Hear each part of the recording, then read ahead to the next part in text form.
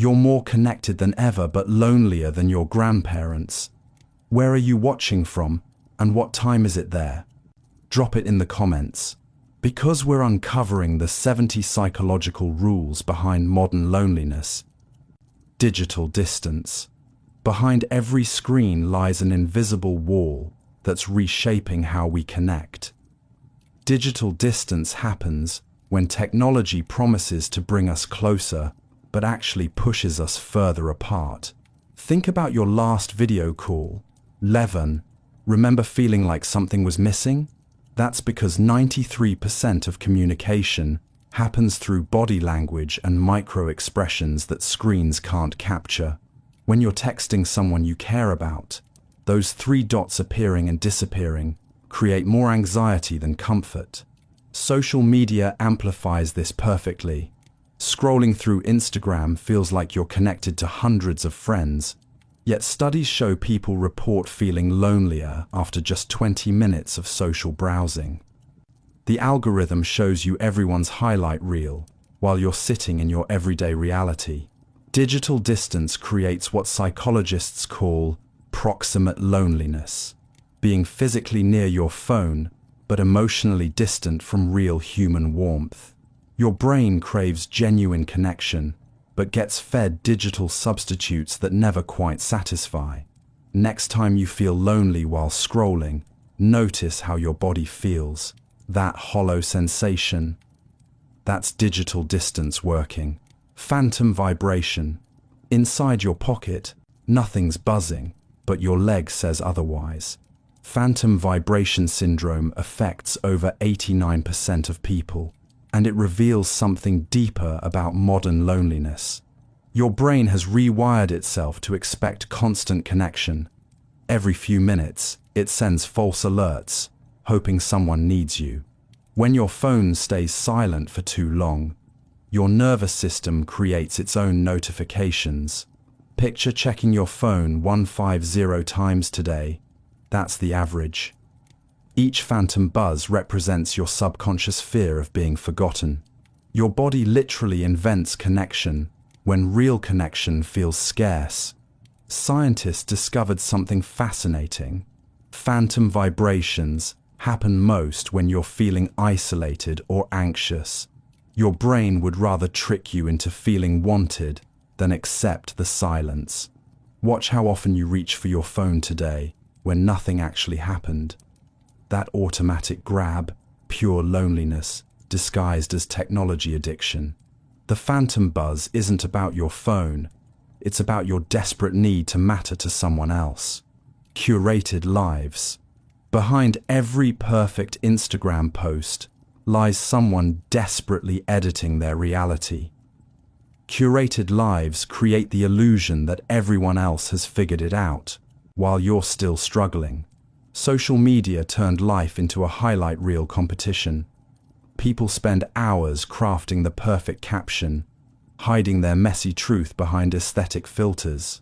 That friend posting about their amazing relationship, they probably fought right before taking that sunset selfie. Research shows something wild. Viewing curated content for just 10 minutes makes people feel worse about their own lives. Your brain can't tell the difference between someone's best moment and their everyday reality. Think about your own posts. How many takes did your last photo require? How long did you stare at that caption before hitting share? We've all become directors of our own fake movies. Curated lives fuel comparison, addiction. When everyone else looks flawless online, your normal human struggles feel like personal failures. But remember, nobody posts their 3 a.m. anxiety attacks or their messy kitchen disasters. Behind those perfect feeds are regular people just as confused as you are. Endless scroll. Within seconds of opening any app, you're trapped in an infinite loop designed to never end. Endless scroll hijacks your brain's reward system, NA, making you chase satisfaction that never comes. Tech companies studied casino psychology to perfect this. Every swipe triggers a tiny dopamine hit, just enough to keep you wanting more. But unlike a book with final pages, social feeds stretch forever. Your brain evolved to seek closure, to finish tasks, and feel complete. Endless scroll breaks this natural pattern. After 30 minutes of scrolling, you feel mentally exhausted, yet strangely unsatisfied. Like eating junk food when you're actually thirsty. Studies reveal something shocking. People who scroll more than 2 hours daily show symptoms similar to gambling addiction. Your thumb keeps moving, even when your mind wants to stop. Notice how scrolling feels automatic now. That muscle memory developed because apps eliminated natural stopping points. No conclusions, no endings, just endless digital quicksand. When you finally close the app, that empty feeling isn't coincidence. It's withdrawal from artificial stimulation. Your brain mistakes for real connection. Echo chambers. Around you right now sits an invisible bubble that only shows you what you already believe. Echo chambers don't just shape your opinions, they isolate you from anyone who thinks differently. Social media algorithms learned your preferences perfectly. They feed you content that confirms your existing views, while filtering out challenging perspectives. After months of this, your worldview shrinks without you realizing. Imagine living in a house of mirrors. Everywhere you look, you see reflections of yourself. Echo chambers work the same way. When everyone in your feed agrees with you, dissent feels shocking rather than normal. Research reveals something disturbing. People in strong echo chambers lose the ability to understand opposing viewpoints, not disagree, literally can't comprehend how others think differently. Your brain craves validation, so algorithms give you exactly that. But constant agreement breeds intellectual loneliness. Deep down, you know something's missing. Real conversation with people who challenge your assumptions. Notice how surprised you feel when someone disagrees with you now. Echo chambers turned intellectual diversity into emotional threat. Virtual intimacy. Through screens, we've learned to mistake digital closeness for emotional connection. Virtual intimacy feels real, but leaves you emptier than before you started. Consider your closest online relationship. You share everything through messages, fears, dreams, daily struggles. Yet something feels hollow when you meet in person. Why? Because virtual intimacy lacks physical presence, the foundation of human bonding. Your brain releases oxytocin during digital conversations, the same bonding hormone triggered by real hugs. But screen-based connection can't satisfy your deeper need for physical proximity, like eating artificial sweetener when you crave actual sugar. Studies show people in long-distance digital relationships report feeling close but disconnected. You know someone's thoughts perfectly, but can't read their body language or feel their energy. Virtual intimacy creates false confidence too. Typing brave words feels easier than speaking them face to face. Over time, you become more comfortable with digital vulnerability than real-world openness. Notice how different you feel texting versus talking.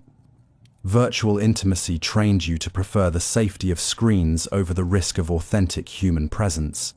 Notification hunger. Every ping creates a tiny addiction cycle that's rewiring your brain for constant need. Notification hunger isn't about staying informed, WT. It's about feeding an artificial craving for relevance. Your phone buzzes 80+ times daily, training your nervous system to expect regular hits of digital attention. Each notification promises something important, but delivers mostly meaningless updates. Yet you can't stop checking. Scientists discovered notification addiction triggers the same brain pathways as substance dependency. Your dopamine receptors become desensitized, requiring more frequent alerts to feel satisfied, like needing stronger coffee just to feel normal. Watch how your body reacts when notifications are disabled. That restless, anxious feeling, pure withdrawal. Your brain learned to depend on external validation through digital interruptions. Notification hunger creates artificial urgency too. That work email at 9 p.m. feels critical, until you read it's about office snacks. But your stress response already activated, flooding your system with unnecessary cortisol. Most fascinating, people check their phones every 12 minutes, even when notifications are turned off. The hunger persists long after removing the trigger. Surface connections. Across your entire social network, you probably have 0 people who truly know you. Surface connections feel like friendship, but they're emotional fast food, mass pass, filling in the moment, empty, long-term. Modern socializing rewards breadth over depth. You maintain hundreds of casual relationships through likes and brief comments. But when crisis hits, who actually shows up? Think about your last group conversation. Everyone shared updates, made jokes, seemed connected. Yet nobody discussed anything real. Fears, struggles, genuine thoughts. Just pleasant surface chatter that leaves everyone feeling oddly hollow. Research shows something alarming. Average friendship depth decreased 40% since social media began.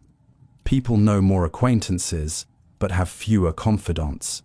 Your brain craves meaningful connection, but gets fed superficial interactions instead. Surface connections create loneliness in a crowd syndrome. Surrounded by friendly faces, yet unable to share authentic thoughts. Like being hungry at a feast where everything's made of plastic. Notice how exhausted socializing makes you now. Surface connections drain energy because they require constant performance without offering genuine nourishment. Algorithm, loneliness. Without you realizing, invisible code now decides who you connect with and what you see. Algorithm, loneliness, happens when machines choose your social reality, FICELO, creating isolation, disguised as connection. Every platform uses algorithms to improve your experience. But these systems prioritize engagement over genuine relationship building. They show you content that triggers strong reactions, not necessarily healthy ones. Your dating apps demonstrate this perfectly. Algorithms learn your patterns and feed you similar profiles repeatedly. Instead of expanding your social circle, they narrow it to a specific type that keeps you swiping longer. Facebook's algorithm decides which friends' posts you see. Close friends might disappear from your feed entirely, while distant acquaintances dominate. The machine thinks it knows what you want, but actually shapes what you want. Studies reveal something chilling. People report feeling lonelier after algorithm-heavy social media sessions compared to chronological feeds. Artificial intelligence optimizes for profit, not human well-being. Algorithm loneliness creates echo chambers of connection. HEU. You meet people who fit narrow patterns rather than discovering genuine diversity in human relationships. Comparison trap. On every platform you visit, someone appears to be living your dream life better than you ever could.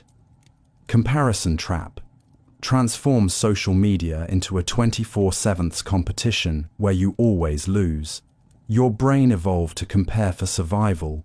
Mole, checking if neighbors had more food or better shelter, meant life or death.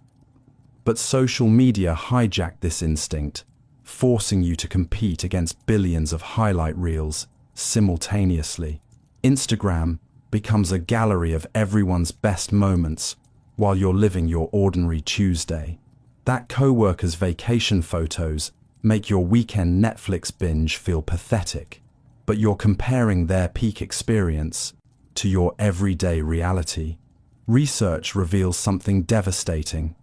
People who frequently compare themselves online show symptoms similar to chronic depression. Your self-worth becomes dependent on how you measure against strangers. who carefully curate their image.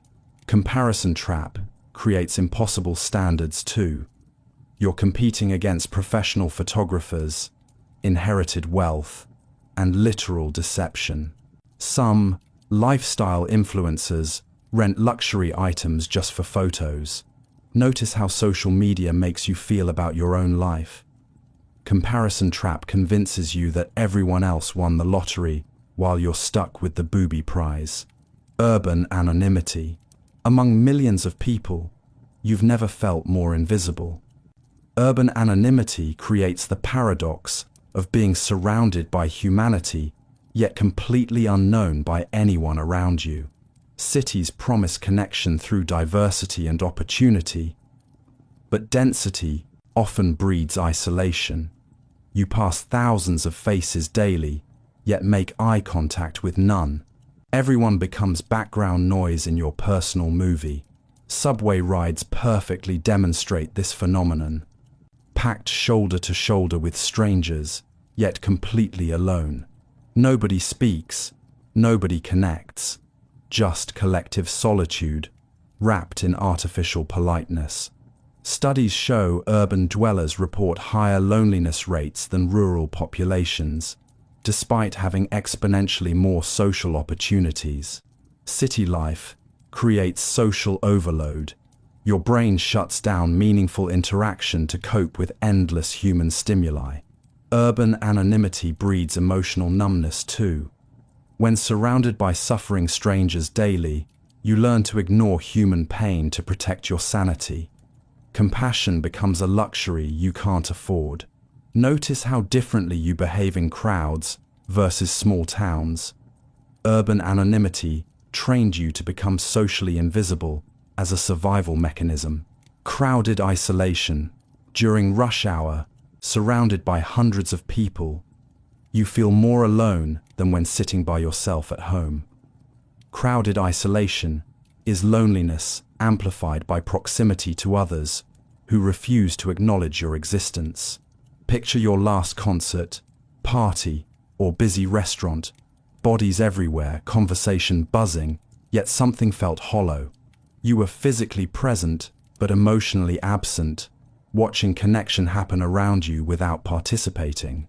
Your nervous system gets confused in crowded spaces. It expects social interaction when surrounded by humans, but receives none. Like being hungry at a feast where you're not allowed to eat. Research shows something counterintuitive. People report peak loneliness in social settings, not solitude. Crowded isolation hurts more because it highlights what's missing: genuine human recognition. Busy coffee shops demonstrate this perfectly. Everyone's together yet totally separate, hiding behind laptops and headphones. Collective solitude disguised as community. Crowded isolation teaches you to expect disconnection, even in social spaces. Over time, you stop trying to connect because the pattern feels inevitable. Temporal displacement. Between your digital life and physical reality, you exist in multiple time zones simultaneously. Temporal displacement fragments your attention across past posts, future notifications, and a present moment you barely experience. Your phone connects you to everyone's right now, but their now happened hours ago.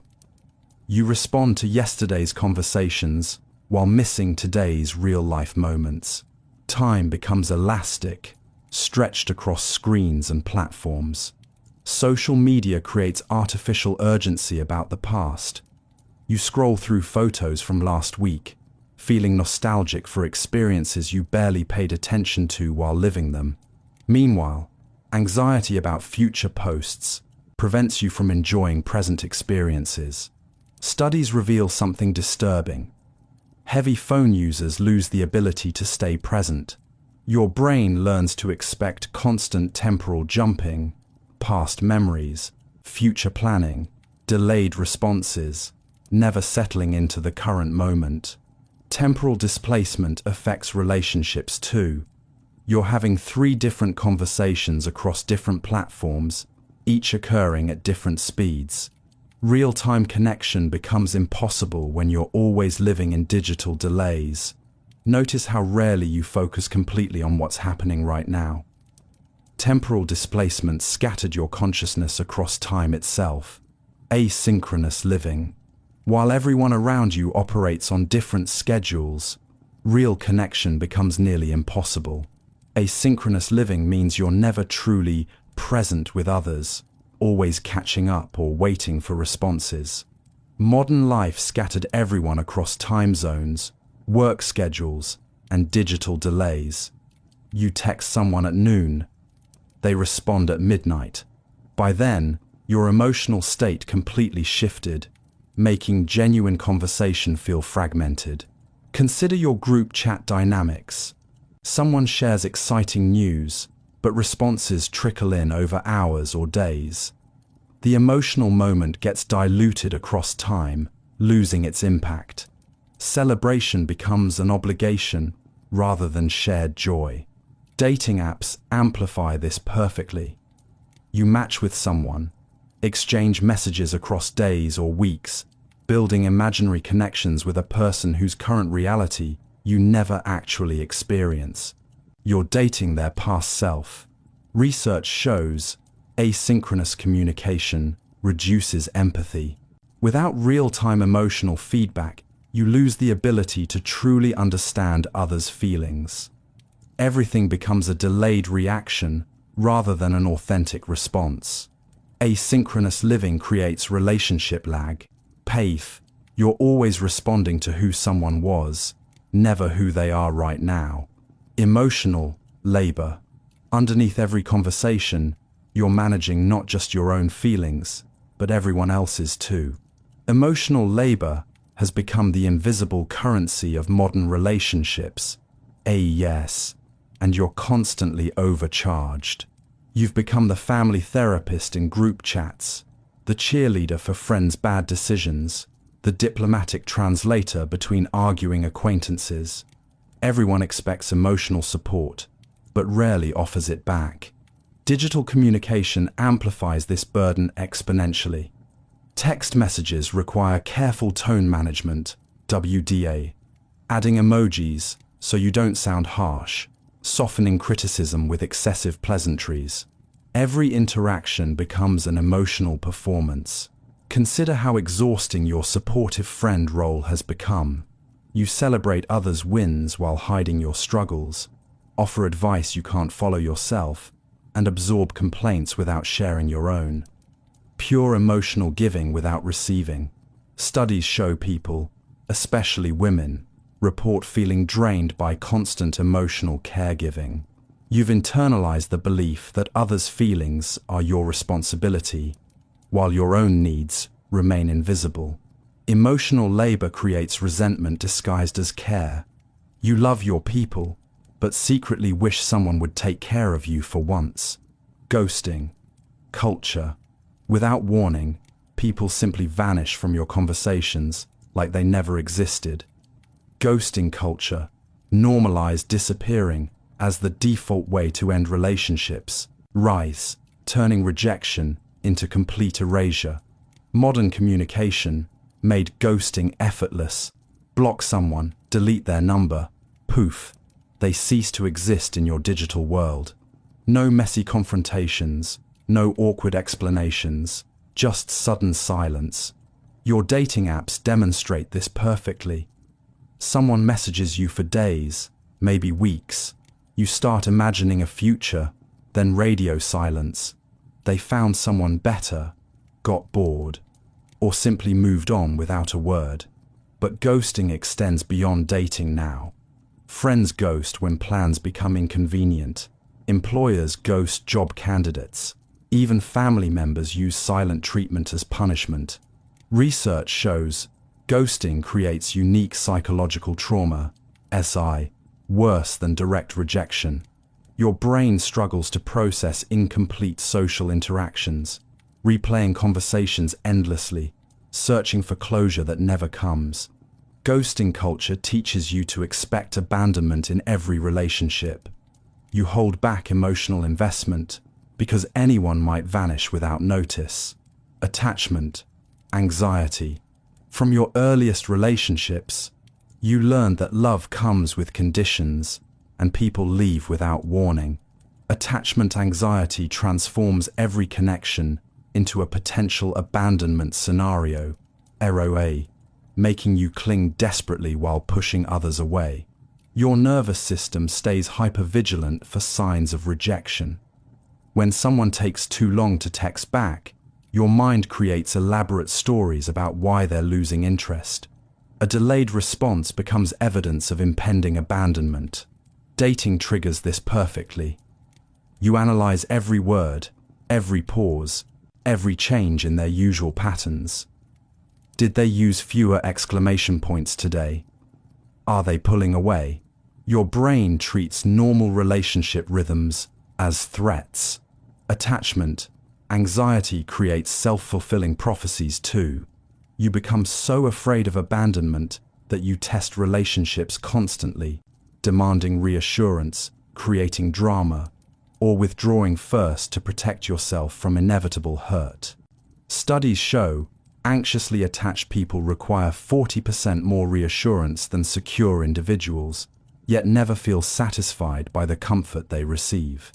No amount of validation fills the bottomless pit of early emotional wounds. Attachment anxiety convinces you that love equals suffering, and peace means someone's about to leave. Performative happiness. Against your authentic feelings, you've learned to broadcast joy you don't actually feel. Performative happiness turns every emotion into a carefully crafted show. Tenmis, leaving your real self hidden behind a mask of artificial positivity. Social media rewards happiness performance above genuine expression. Your most vulnerable posts get ignored, while fake cheerful updates receive dozens of likes. Over time, you learn that pain isn't welcome in public spaces. Consider your last difficult week. Did you post about your struggles, or share a smiling selfie instead? You've been trained to hide depression, anxiety, and confusion. Too are you, presenting an impossibly upbeat version of yourself. Performative happiness creates emotional debt. All those feelings you didn't express don't disappear. They accumulate in your body as tension, exhaustion, and eventual burnout. Fake smiling literally changes your brain chemistry, but not in healthy ways. Research shows people who constantly perform happiness experience higher rates of anxiety and depression. Your nervous system knows the difference between genuine joy and manufactured positivity. Performative happiness isolates you further because nobody can connect with your authentic self when you're always performing an artificial one. Vulnerability, fatigue. After sharing your deepest struggles countless times with no real change, opening up feels pointless. Vulnerability fatigue happens when emotional honesty becomes exhausting performance rather than genuine connection. You've told friends about your anxiety, your family issues, your work stress, over and over. Each conversation feels like therapy without the progress. People listen, offer surface-level advice, then return to their own problems. Social media amplifies this perfectly. Mental health awareness culture encourages constant sharing, but transforms personal struggles into content. Your depression becomes a post. Your breakthrough becomes a story. Vulnerability becomes another form of performance. Vulnerability fatigue creates emotional numbness. When sharing authentic feelings repeatedly yields no meaningful change or deeper connection, you start protecting yourself by staying surface level. Why risk rejection for struggles that don't seem to matter anyway? Studies show people who overshare personal information without reciprocal depth experience increased isolation. Vulnerability without boundaries becomes emotional labor disguised as authenticity. Vulnerability fatigue teaches you that your pain is boring to others, so you learn to carry it alone instead of seeking genuine support. Connection paradox. Despite having infinite ways to reach people, you've never felt more disconnected from humanity. Connection paradox reveals how technology promised to bring us together, but actually pulled us further apart than ever before. Your smartphone contains contact information for hundreds of people, yet you struggle to name 5 who truly understand you. Dating apps give you access to thousands of potential partners, but meaningful relationships feel impossible to find.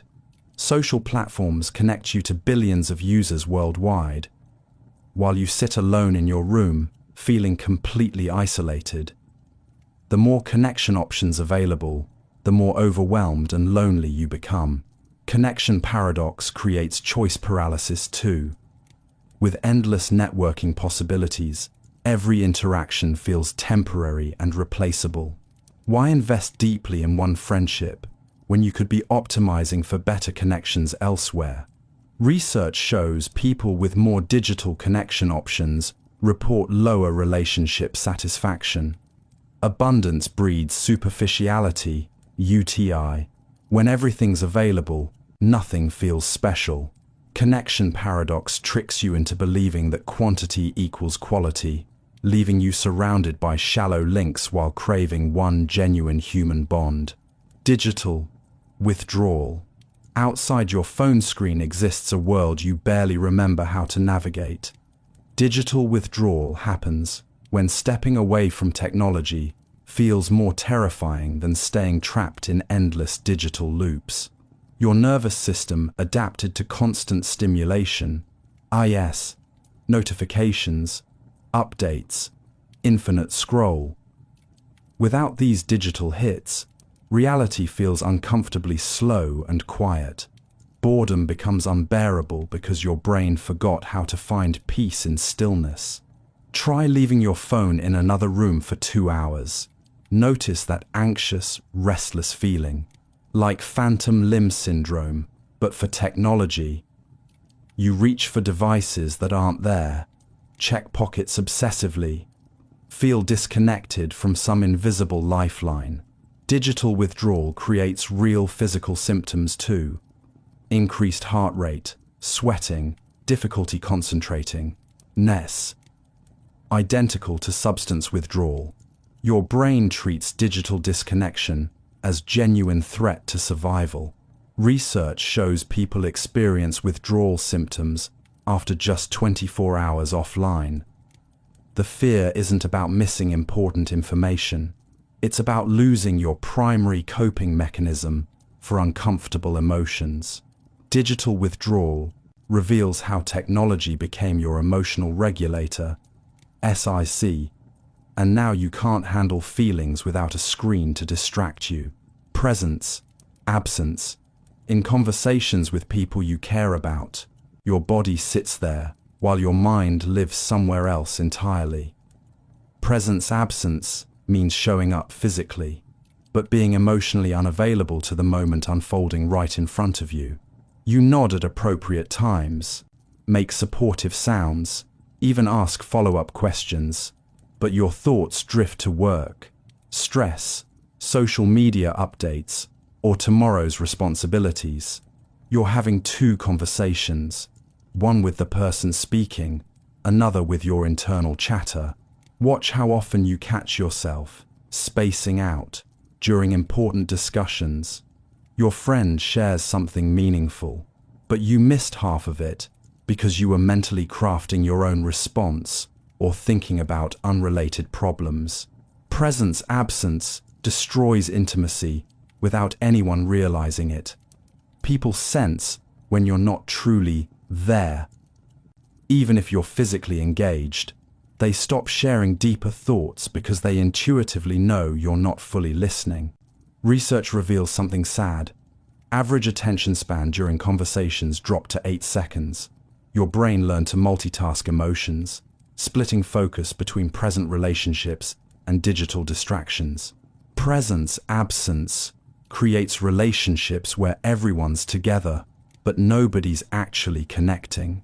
Shallow networking. Throughout your career, you've collected business cards and LinkedIn connections like trophies, but built 0 meaningful professional relationships. Shallow networking turns human connection into transactional exchanges, leaving you professionally isolated despite having impressive contact lists. Every networking event feels like speed dating for opportunities. You perfect your elevator pitch, exchange pleasantries, promise to circle back soon, then never follow through. Everyone's hunting for what others can offer, not who they actually are as people. Your LinkedIn feed demonstrates this perfectly. Hundreds of connections posting motivational quotes and humble brags, but none offering genuine support during tough times. Professional networks become performative spaces where vulnerability equals weakness. Shallow networking creates empty relationships built on mutual utility rather than authentic interest. You know people's job titles but not their actual struggles, dreams, or personalities. Research shows networkers who focus on relationship quality over quantity to achieve better career outcomes. Deep connections provide opportunities, mentorship, and support, while shallow ones offer only superficial introductions. Shallow networking leaves you professionally connected, but personally unknown. Instant gratification. Within seconds of wanting something, you expect to have it, making patience feel like punishment. Instant gratification rewires your brain to crave immediate rewards, leaving you unable to enjoy the natural rhythms of real relationships and meaningful achievements. Your phone trained you to expect everything. Immediate responses to texts, next-day delivery, endless entertainment on demand. When reality moves slower than technology, frustration replaces acceptance. Dating apps perfectly demonstrate this addiction. Someone doesn't reply within hours. You assume they're not interested and move on to the next match. But genuine connection requires time, months or years to develop trust, intimacy, and understanding. Instant gratification destroys your ability to sit with discomfort. Boredom triggers immediate phone checking. Anxiety demands instant relief through scrolling. Sadness gets numbed with digital distractions rather than processed naturally. Research shows instant gratification addiction correlates with increased depression and relationship instability. Your nervous system never learned to tolerate waiting, so every delay feels like a crisis. Instant gratification promises satisfaction, but delivers endless craving, because the best things in life unfold slowly. Delayed intimacy. Between meeting someone and truly knowing them lies a gap that modern life refuses to acknowledge. Delayed intimacy reveals the uncomfortable truth. ISS, real connection takes months or years to develop, but you've been conditioned to expect instant emotional closeness. Your dating apps promise immediate chemistry based on photos and brief messages. You swipe, match, meet for coffee, then feel disappointed when deep connection doesn't happen within hours. But intimacy isn't fast food, DAA. It's slow cooking that requires patience. Consider your closest friendships. How long did they actually take to develop? Probably years of shared experiences, gradual vulnerability, and consistent presence. Yet you expect new relationships to reach that same depth in weeks. Social media creates false intimacy that confuses your expectations. You know someone's vacation photos and political opinions, but have never seen them handle stress or comfort others in crisis. Surface-level information masquerades as emotional knowledge. Delayed intimacy frustrates your instant gratification brain. When genuine connection doesn't happen immediately, you assume something's wrong and move on to the next person, never allowing time for real bonds to form. Screen barriers. Between you and every person you care about sits an invisible wall made of glass and pixels. Screen barriers transform intimate conversations into digital performances, where authentic connection gets filtered through technology's cold, flat surface. Watch how differently you communicate through screens versus face-to-face. Behind glass, you become more bold with criticism, less empathetic with pain, more performative with emotions. Screens give you permission to treat people like content rather than complex humans. Video calls demonstrate this perfectly. You stare at your own image instead of maintaining eye contact, obsess over your appearance while missing emotional cues from others. The screen creates distance, even when trying to bridge it. Screen barriers eliminate the subtle chemistry of physical presence, MC, pheromones, energy fields, micro-expressions that happen too fast for cameras to capture. Your nervous system evolved to read these invisible signals, but screens block them completely. Research shows people resolve conflicts faster and develop deeper empathy through in-person interaction. Screens flatten emotional complexity into simplified digital signals. Screen barriers convince you that mediated connection equals real intimacy, as they say, but something essential gets lost in translation. Authentic masks. Under pressure to be your authentic self, you've created the most elaborate disguise yet, a carefully crafted version of authenticity that's actually performance. Authentic masks happen when being genuine becomes another social media strategy. Everyone tells you to just be yourself. But which version? The confident professional, the supportive friend, the adventurous traveler you post about? You've created so many authentic personas that finding your real self feels impossible. Instagram's authenticity movement demonstrates this perfectly. Influencers share their real, unfiltered moments, messy hair, no makeup, vulnerable captions. But even these authentic moments are calculated, photographed, and posted for maximum emotional impact. Authentic masks create exhausting self-surveillance. You monitor your own behavior constantly, asking, is this authentic enough? Am I being too real? Not real enough? Spontaneous reactions become strategic choices. Research shows people who focus heavily on appearing authentic report higher anxiety levels than those who simply act naturally. The pressure to perform authenticity creates more masks, not fewer. Authentic masks trap you in endless identity management, U1990s, where being real becomes just another role you're expected to play perfectly. Selective sharing. Among all your life experiences, you carefully choose which moments deserve public attention, turning your existence into a highlight reel that nobody, including yourself, can live up to. Selective sharing creates false realities where everyone appears to be winning while hiding their actual struggles. You post the promotion but not the months of rejection letters. Share the romantic dinner but not the argument that happened an hour later. Upload vacation smiles while hiding financial stress from overspending. Social media rewards this behavior perfectly.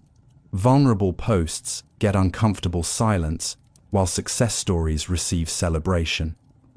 Over time, you learn to edit your life story, showing only the chapters that make others envious. Selective sharing isolates you from your own experience. When you constantly filter reality through, what will this look like online? You start living for the image rather than the moment itself. Your brain begins believing its own edited version too. You remember experiences through the lens of how you presented them, not how you actually lived them. Selective sharing creates a world where everyone's highlight reel competes, while real human struggles remain invisible and shameful. Frozen moments. Instead of living experiences fully, you've learned to capture them through screens, turning precious moments into digital trophies that you rarely revisit. Frozen moments happen when documenting life becomes more important than actually experiencing it. Concert venues now look like seas of glowing rectangles. Everyone's watching the show through their phone screens, missing the energy, the crowd connection, the spontaneous magic that can't be recorded. You take 17 photos of your dinner before eating it cold, snap countless selfies during sunset, instead of watching colors change across the sky. Turn birthday parties into photo shoots where genuine celebration gets interrupted by staging requirements. Frozen moments create a memory paradox too. You photograph everything to remember it better, but research shows people who document experiences remember them less vividly than those who simply pay attention. Your brain starts prioritizing shareable moments over meaningful ones.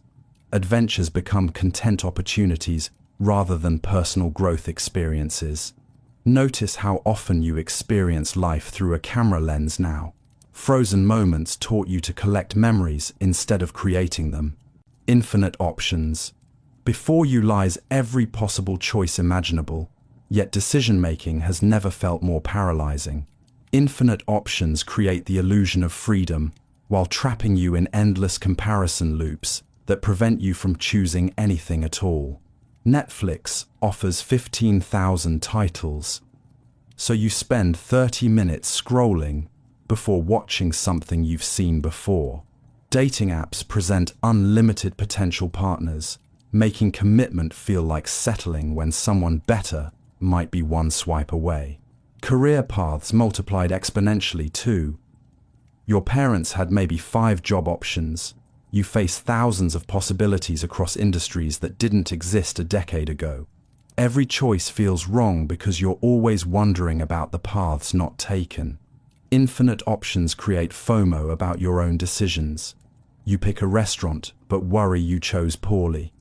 Start a relationship, but wonder about other matches. Accept a job, but question if you aim too low. Research reveals something counterintuitive. People with fewer choices report higher satisfaction with their decisions. Abundance breeds regret, not happiness. Infinite options convince you that perfect choices exist, when actually, most decisions work out fine if you stop second-guessing yourself. Decision paralysis. With endless possibilities comes the crushing weight of making the wrong choice.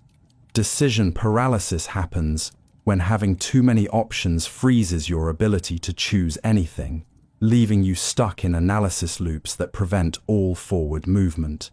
Simple decisions become overwhelming battles. Which coffee shop?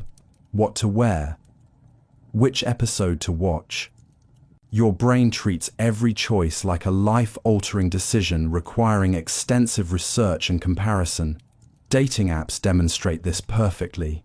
You match with several people, but can't decide who to message first, so you message nobody. Analysis paralysis, disguised as being selective. Decision paralysis stems from perfectionism and fear of regret. You believe one right choice exists among infinite options, so you research endlessly, seeking certainty that doesn't exist. Research shows people who make quick decisions with limited information report higher life satisfaction than those who overanalyze every choice.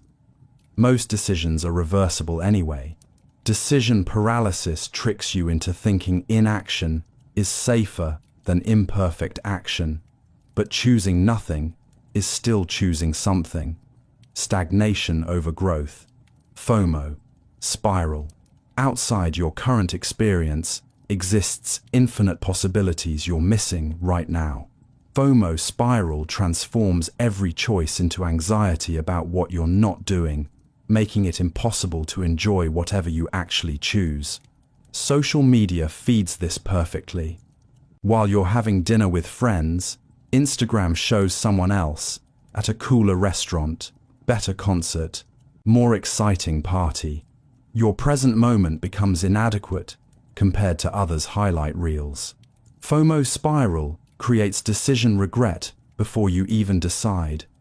You book a vacation, but immediately worry about the trip you didn't take. Accept one job while obsessing over opportunities you might have missed.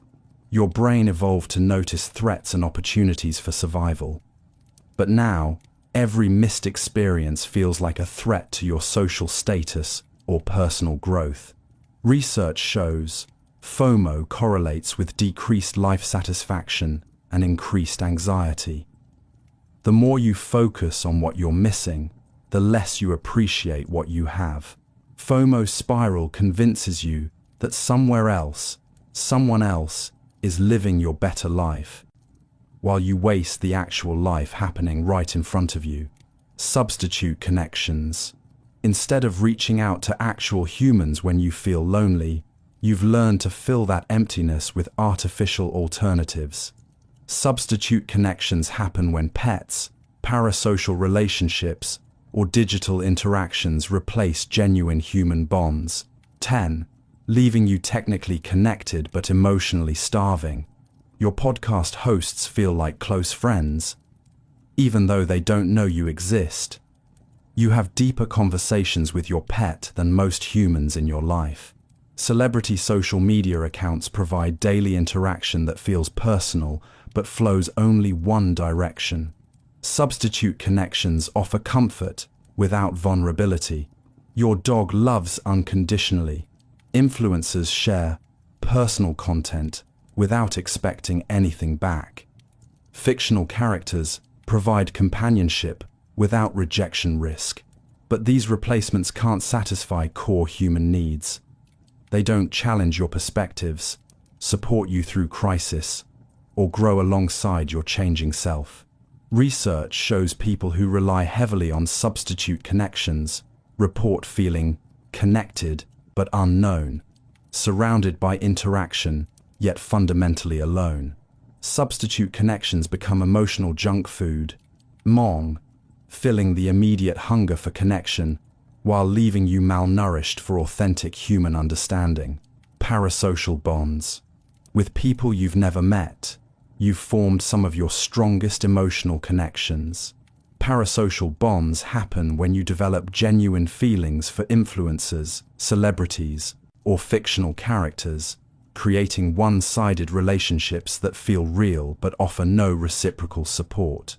Your favorite YouTuber shares daily vlogs about their life. You know their coffee order, relationship drama, and family dynamics. When they're sad, you feel concerned.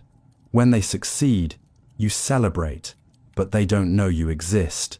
Parasocial bonds fill emotional gaps safely. These friends never reject you, judge your flaws, or make demands on your time. They provide consistent companionship without vulnerability risks. But one-way relationships can't satisfy deeper needs. When you're struggling, your parasocial friends can't offer personalized advice, physical comfort, or practical help. They broadcast to millions while you face problems alone.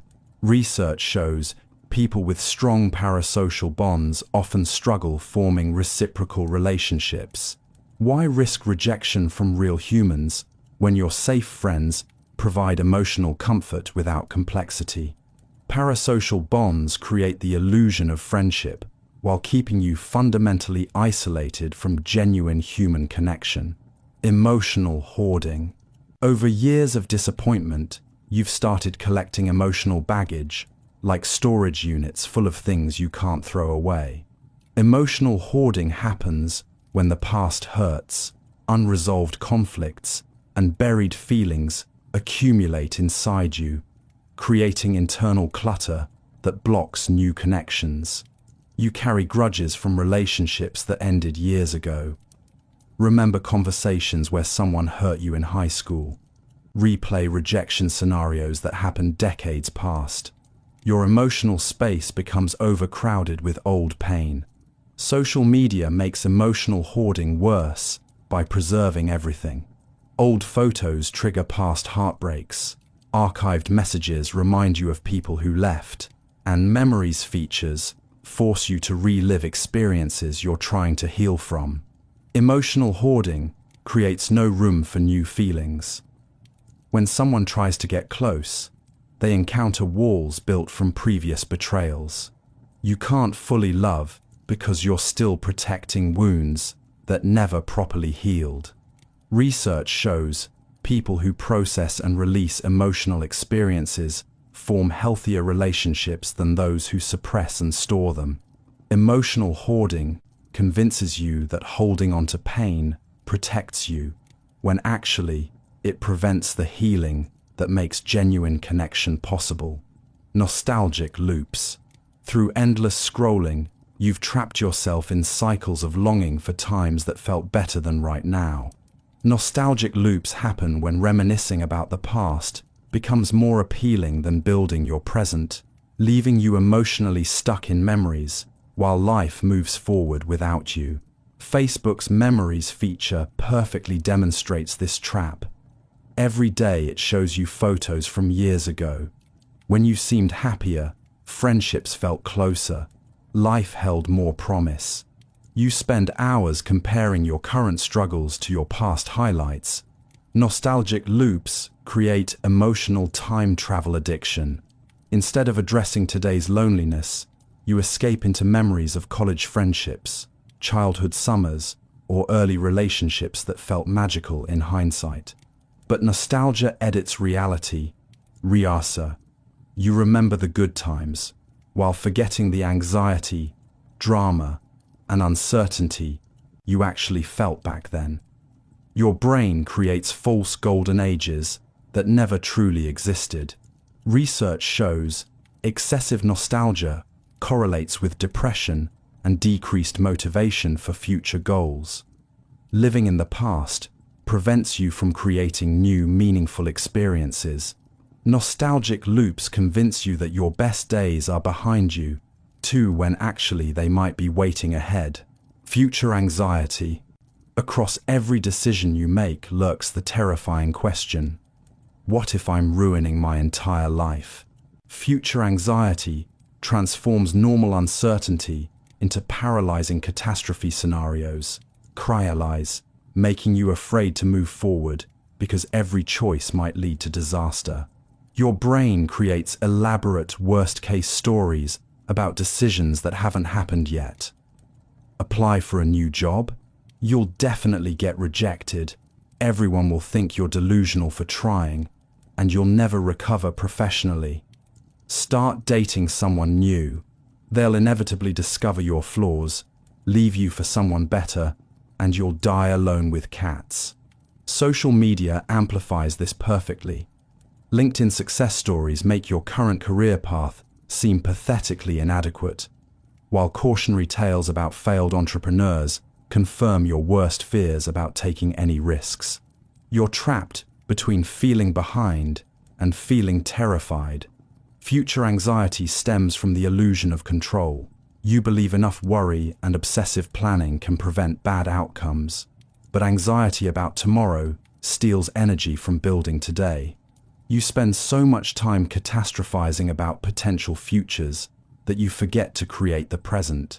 Research shows people who accept uncertainty as life's normal state experience significantly less anxiety than those who demand guarantees about unknowable outcomes. Future anxiety convinces you that worrying equals intelligent preparation, Lohman, when actually it prevents the very bold action that creates the positive futures you're dreaming about. Present avoidance. Rather than face what's happening in your life right now, you've mastered the art of mental escape.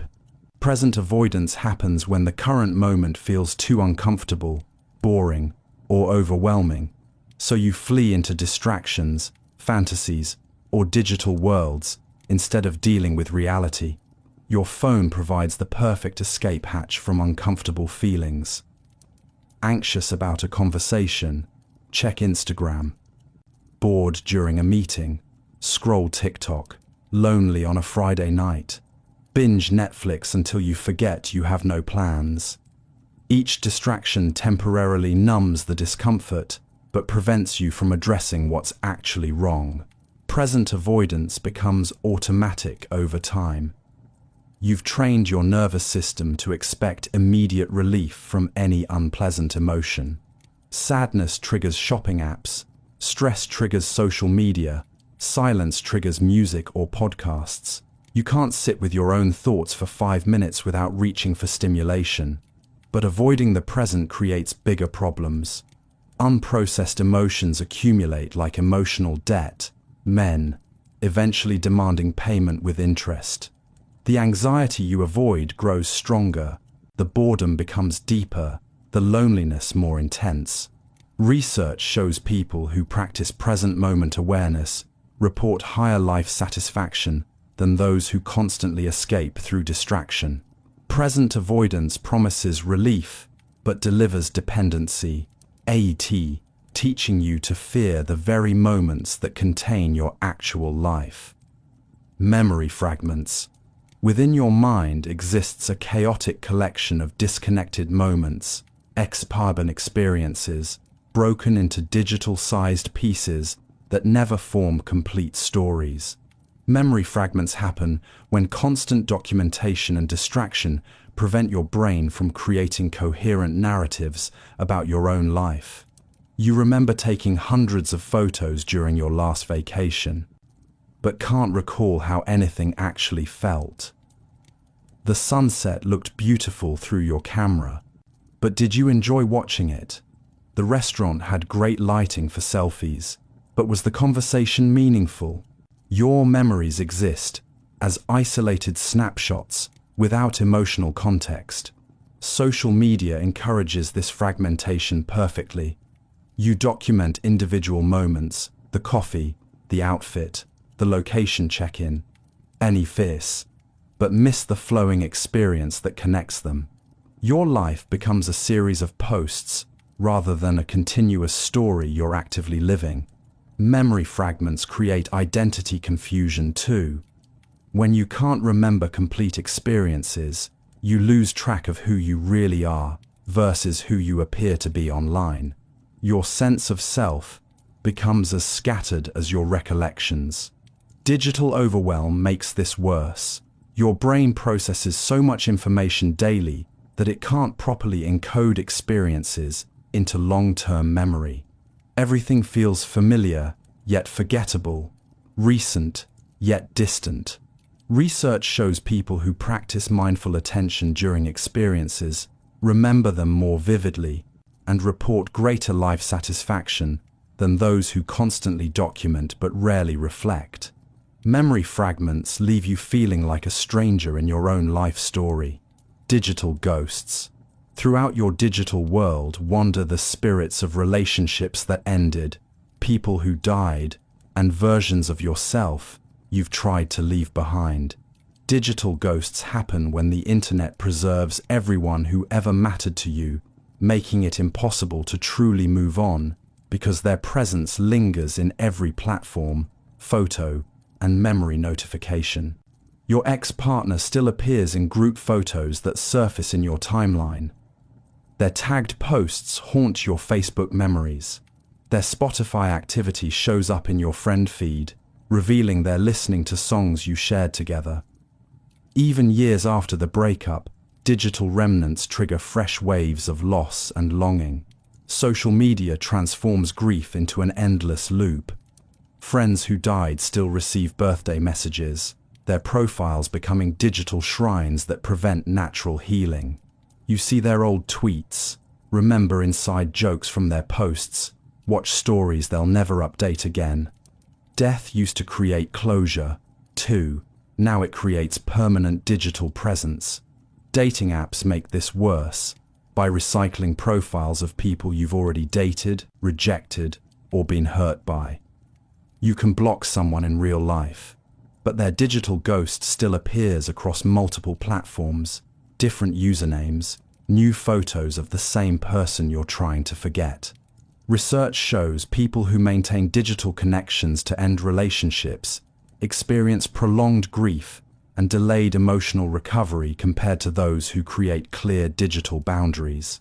Digital ghosts convince you that letting go means forgetting, when actually, healing requires accepting that some presences will always echo in your digital spaces. Phantom relationships. Inside your mind, exist deep emotional bonds with people who barely know you exist, or worse, people who actively take advantage of your one-sided investment. Phantom relationships happen when you create elaborate emotional connections with individuals who offer nothing genuine in return, leaving you exhausted from giving to ghosts. You've convinced yourself that your boss really values your extra effort, even though they never acknowledge your sacrifices or defend you during difficult times. You believe that friend who only calls when they need something actually cares about your well-being. You invest emotional energy in people who disappear the moment you need support. Social media amplifies phantom relationships perfectly. You feel close to people who like your posts but never check on you personally. Acquaintances seem invested in your life through comments and reactions, but wouldn't notice if you disappeared for months. Digital interaction creates intimacy, illusions, without reciprocal care. Phantom relationships drain your emotional resources because you're constantly giving to people who aren't actually present in your life. You analyze their behavior for signs of deeper connection, make excuses for their lack of investment, and convince yourself that one-sided relationships count as friendship. Research shows people who maintain many phantom relationships report feeling lonelier than those with fewer but more reciprocal connections. Phantom relationships teach you to mistake attention for affection and interaction for genuine care, leaving you surrounded by people who don't actually see or support the real you. Invisible crowds. Around you every day are thousands of people who look right through you like you don't exist.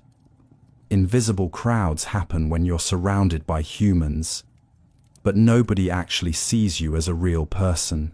You become background scenery in everyone else's busy life. Think about your last trip to a crowded mall, busy street, or packed coffee shop. How many people made eye contact with you? Probably zero. Everyone's staring at their phones, rushing somewhere important, or actively avoiding looking at strangers. You're sharing the same space with hundreds of people, yet you might as well be invisible. Subway rides show this perfectly. You're packed shoulder to shoulder with dozens of strangers, but everyone pretends the others don't exist. People wear headphones, study their shoes, or scroll social media, do faith, anything to avoid acknowledging the humans pressed against them. It's like being in a room full of ghosts. Even simple interactions feel hollow now. The cashier at the grocery store barely glances up while scanning your items. They're already looking past you to the next customer before you've finished paying. You're processed like a transaction, not treated like a human being. Service workers deal with this all day. Hundreds of people who see them as machines instead of real individuals with feelings, dreams, and bad days. Everyone wants their coffee fast, but nobody wants to connect with the person making it. City life creates this weird situation where being around tons of people makes you feel more alone than if you were actually by yourself. Silent suffering. Behind your social media smiles and everything's fine, and responses lies pain. You've learned to hide so well that even you sometimes forget it's there. Silent suffering happens when expressing genuine struggle feels impossible, so you carry emotional weight alone while pretending everything's perfectly normal. You've mastered the art of looking okay when you're falling apart inside. Friends ask how you're doing, and you automatically say, good or busy, even when you're drowning in anxiety, loneliness, or depression. You've been trained to believe that sharing real problems makes you a burden, complainer, or attention seeker. Social media makes silent suffering worse by rewarding fake positivity. Posts about struggles get awkward silence or generic thoughts and prayers responses, but share a smiling selfie or career update. Instant validation through likes and comments. You learn that pain isn't welcome in public spaces. Your family and friends might have no idea you're struggling because you've become so good at performing happiness. You show up to gatherings with perfect makeup covering the tears from an hour earlier. You crack jokes while your chest feels tight with panic. You celebrate others' successes while secretly feeling like a failure. Silent suffering creates emotional isolation, even when you're surrounded by people who care about you. They can't support struggles they don't know exist. Meanwhile, you convince yourself that everyone else has life figured out because they're hiding their pain just as skillfully as you are. The tragedy is that most people around you are probably suffering silently too, creating a world where everyone pretends to be fine while secretly falling apart. Masked depression. Beneath your carefully constructed happy face lives a sadness so deep you've almost convinced yourself it doesn't exist. Masked depression happens when you become so skilled at hiding your pain that even you start believing the performance, while the real you slowly disappears behind layers of fake smiles and forced energy. You wake up every morning and put on your everything's fine costume, bright clothes, cheerful voice, enthusiastic responses to small talk. Your co-workers think you're the positive one who never has bad days. Your family sees you as the strong one who always has it together. Friends rely on you for encouragement and support because you seem so naturally upbeat. But inside, you feel like you're drowning while everyone around you thinks you're an excellent swimmer. Simple tasks feel overwhelming. Getting out of bed requires enormous effort. Social interactions exhaust you because you're constantly performing happiness you don't feel. Yet you keep showing up, keep smiling, keep pretending, because you've learned that people don't want to deal with sad friends. The worst part about masked depression is how it isolates you from help. When you finally break down and tell someone you're struggling, they're shocked. "But you always seem so happy," they say, as if your pain isn't real because they couldn't see it. Your ability to function normally makes others think you're not really depressed. You start believing that if you can fake happiness well enough, maybe it will become real. But performance isn't healing. The more energy you spend maintaining your happy mask, the less you have left for actually addressing what's wrong underneath. Masked depression creates a prison where you're both the guard and the prisoner, keeping your real self locked away while the world applauds your fake one. Productivity, guilt. Every moment you're not actively achieving something feels like personal failure. Productivity guilt happens when rest becomes anxiety, relaxation triggers shame, and your worth gets measured entirely by how much you accomplish each day, leaving you exhausted from never allowing yourself to simply exist without purpose. You can't watch a movie without feeling like you should be working on something more important. Taking a nap feels lazy, even when you're genuinely tired. Spending time with friends seems wasteful unless it somehow advances your career or personal goals. Every activity gets filtered through, "Is this productive enough?" instead of, "Does this bring me joy or peace?" Social media makes this worse by showcasing everyone's achievements around the clock. LinkedIn posts about side hustles, Instagram stories about morning routines, Twitter threads about optimization hacks.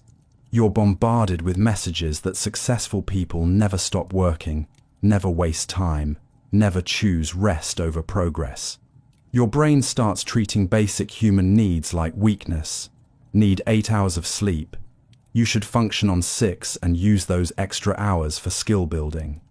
Want to spend Sunday reading a novel? That time could be better spent networking or learning new software. Even your hobbies need to justify their existence by potentially becoming income streams. Productivity guilt convinces you that your value as a person depends on your output as a worker. You forget that human beings aren't machines designed only for efficiency. Rest, play, and purposeless activities aren't luxuries. They're necessities for mental health, creativity, and genuine happiness. The cruel irony is that productivity guilt actually makes you less productive by creating chronic stress, decision fatigue, and burnout that destroys your ability to focus on what truly matters. Rest, resistance. Against every natural instinct your body sends, you've developed an almost allergic reaction to doing nothing. Rest resistance happens when your nervous system treats relaxation like danger, making you feel guilty, anxious, or physically uncomfortable whenever you try to slow down and simply be still. You sit down to watch TV and immediately feel restless. Your mind starts creating lists of more important things you should be doing instead. Within minutes, you're reaching for your phone, cleaning something, or finding busy work to avoid the uncomfortable feeling of just existing without a goal. Even when you're exhausted, rest feels wrong. You'll scroll social media for hours, which isn't actually restful, rather than take a nap that your body desperately needs. You've convinced yourself that being tired means you should push harder, not recover properly. Weekend mornings become torture because you have no official tasks demanding your attention. The open time feels threatening instead of refreshing. You fill every moment with errands, social obligations, or productivity projects because empty calendar space triggers anxiety about wasting your life. Rest resistance comes from years of being taught that your value depends on your usefulness. Somewhere along the way, you absorb the message that people who aren't constantly doing something are lazy, unmotivated, or worthless. So you keep moving to prove you deserve to exist. But humans weren't designed for constant motion. Your brain needs downtime to process information. Your body requires recovery to function properly. And your soul craves moments of peace to remember who you are, beyond what you accomplish. Rest resistance creates a cruel cycle where exhaustion makes you less effective, but you respond by doing more instead of recovering, making everything harder. Hustle culture. Everything in your life has become about grinding harder, sleeping less, and turning every passion into a profit stream. Hustle culture happens when society convinces you that rest equals failure, creating a world where human connection gets sacrificed on the altar of endless productivity and constant self-improvement. You've been brainwashed into believing that successful people never stop working. Every hobby needs to become a side business. Every skill should generate income. Every moment of downtime represents missed opportunity. You can't just enjoy photography. It needs to become a wedding business. Can't just like writing. It must become a blog that monetizes. Can't just work your regular job. You need 3 side hustles to prove you're serious about life. Social media feeds this obsession perfectly. LinkedIn glorifies people who work 80-hour weeks. Instagram celebrates entrepreneurs who sacrifice everything for their business. Twitter threads praise morning routines that start at 4 a.m. and end at midnight. You're constantly seeing messages that normal working hours make you average, that taking weekends off means you're not committed enough. Hustle culture destroys relationships by making them feel like distractions from success. Date nights become networking opportunities. Family dinners get interrupted by urgent emails. Friends drift away because you're always too busy building your empire to maintain actual human connections. The saddest part is how hustle culture promises that once you achieve enough success, then you'll finally have time for relationships and happiness. But it never ends. There's always another goal, another level, another competitor to outwork. You end up successful and completely alone because you sacrificed every meaningful relationship for achievements that feel empty without people to share them with. Worth metrics. Every aspect of your identity gets reduced to numbers you can track, compare, and obsess over. Worth metrics happen when your self-esteem becomes a spreadsheet of achievements, turning your human value into data points that never quite add up to feeling good enough about yourself. You measure your social worth through followers, likes, and comments, your professional value through salary figures, job titles, and LinkedIn connections, your physical worth through weight, steps, and workout streaks, your intellectual value through degrees, certifications, and test scores. Every piece of who you are gets quantified and ranked against others. Dating apps turned even romance into metrics. You swipe based on height requirements, income brackets, and educational achievements. People become profiles full of measurable qualities, rather than complex humans with unmeasurable souls. You optimize yourself for algorithms instead of authentic connection. Worth metrics create endless competition because there's always someone with better numbers. Higher salary, more followers, lower weight, bigger house, fancier degree. Your achievements feel worthless when compared to people who've achieved more. Success becomes relative instead of personal. The cruelest part is how worth metrics ignore everything that actually makes you valuable as a human being. Your kindness doesn't show up on LinkedIn. Your ability to comfort friends can't be measured. The way you make people laugh doesn't translate to spreadsheet data. You end up feeling like a failure even when you're objectively successful, because numbers can never capture the full beauty of who you really are as a person. External validation. From strangers on the internet to people you barely know, you've handed over control of your self-worth to anyone willing to give you approval. External validation happens when your feelings about yourself depend entirely on other people's opinions, leaving you emotionally homeless because your sense of value lives in everyone else's hands instead of your own heart.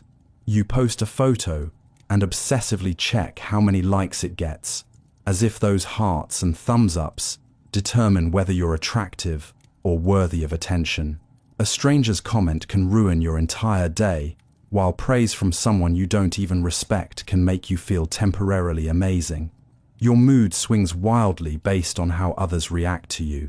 Work becomes an endless hunt for approval from bosses who might not even notice your extra efforts. You stay late hoping someone will praise your dedication. You volunteer for projects you hate because saying yes might earn you recognition. Your professional identity depends on external feedback rather than internal satisfaction with your contributions. Relationships turn into validation-seeking missions where you constantly need reassurance that you're loved, appreciated, or good enough. You analyze every text message for signs of approval or rejection. You modify your personality to match what others want to hear, instead of expressing what you actually think or feel. Social media amplifies this dependency by providing instant feedback loops. Every post becomes a test of your worth based on public response. You craft captions designed to generate compliments rather than express authentic thoughts. Your entire online presence becomes a performance aimed at earning digital validation from people who don't really know you. External validation creates emotional instability because other people's opinions are unpredictable, inconsistent, and often have nothing to do with your actual worth as a human being. Internal emptiness. Underneath all your achievements, relationships, and daily activities sits a hollow feeling that nothing really matters or brings lasting satisfaction. Internal emptiness happens when external success can't fill the void inside you, leaving you wondering why you feel so empty, despite having everything you thought would make you happy. You've got the job, the friends, the social media following, maybe even the romantic relationship you wanted. From the outside, your life looks pretty good, but inside, you feel like you're going through the motions of living without actually feeling alive. It's like being hungry, but nothing tastes good, or being tired, but sleep doesn't refresh you. This emptiness isn't the same as sadness or anger. Those feelings at least give you something to work with. Internal emptiness is more like emotional numbness, where you can't access your real feelings about anything. You smile at jokes without finding them funny. You go through relationship motions without feeling genuine connection. You achieve goals without experiencing satisfaction. Social media makes internal emptiness worse by showing you all the external things that supposedly create fulfillment. You buy the clothes, visit the places, and copy the experiences you see online. But none of it fills the hollow space inside. You start believing something's fundamentally wrong with you because everyone else seems naturally happy while you feel like you're faking your way through life. Internal emptiness often comes from spending so much time managing how you appear to others that you lose touch with who you actually are underneath all the performance. You become an expert at being what others want, while your authentic self slowly disappears. The scary part is how internal emptiness can make you feel completely alone, even when surrounded by people who genuinely care about you. Burnout cycle. Around and around you go in an endless loop of exhaustion, brief recovery, then pushing yourself right back into exhaustion again. Burnout cycle happens when you never actually address the root causes of your stress. Instead, you rest just enough to keep going, then immediately return to the same destructive patterns that burned you out in the first place. You recognize the warning signs perfectly by now. You're working too many hours, saying yes to everything, running on caffeine and willpower instead of actual energy. Your body starts sending clear signals. You're getting sick more often, feeling irritable with people you love, losing interest in activities that used to bring you joy. Sleep becomes either impossible or the only thing you want to do. So you finally take a break, maybe a long weekend, a vacation, or just a few days of doing absolutely nothing. You feel guilty about resting, but your body demands it. During this recovery time, you start feeling human again. Your energy returns, your mood improves. You remember what it feels like to enjoy life instead of just surviving it. But then, something dangerous happens. As soon as you feel better, you immediately jump back into the exact same habits that created the burnout. You take on the same overwhelming workload, agree to the same impossible commitments, ignore the same physical and emotional warning signs. It's like getting over the flu and immediately standing outside in the rain without a jacket. The cycle repeats because you never actually change the underlying patterns. You treat burnout like a temporary problem that rest can fix permanently, instead of recognizing it as a symptom of unsustainable life choices. You focus on recovering from burnout rather than preventing it. Modern society encourages this cycle by celebrating people who bounce back quickly from exhaustion, as if resilience means your ability to repeatedly destroy and rebuild yourself, rather than learning to live sustainably. Recovery. Shame. Even when you finally admit you need help and start taking steps toward healing. A cruel voice inside your head whispers that needing support makes you weak or broken.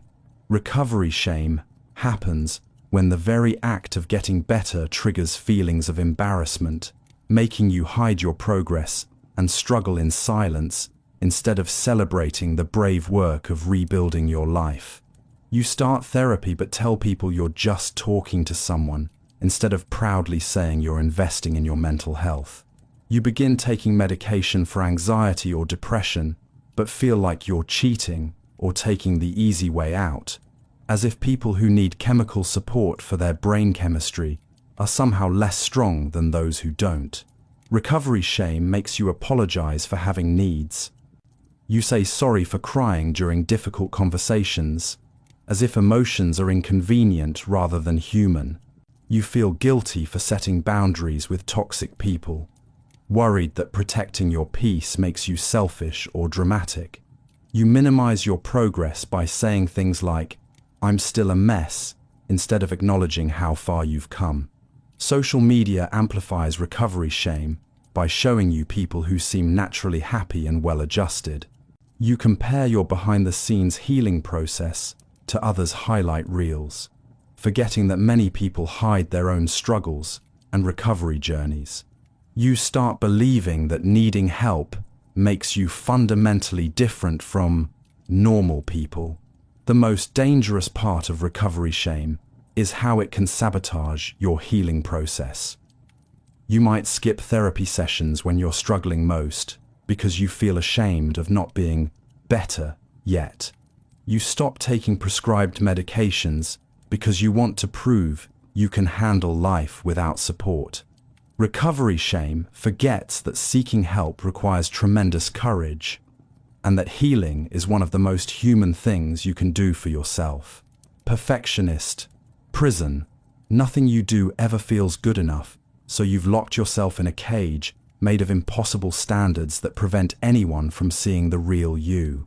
Perfectionist prison happens when your fear of being flawed becomes so intense that you hide your authentic self behind a wall of fake perfection, leaving you completely isolated because nobody can connect with someone who pretends to never struggle.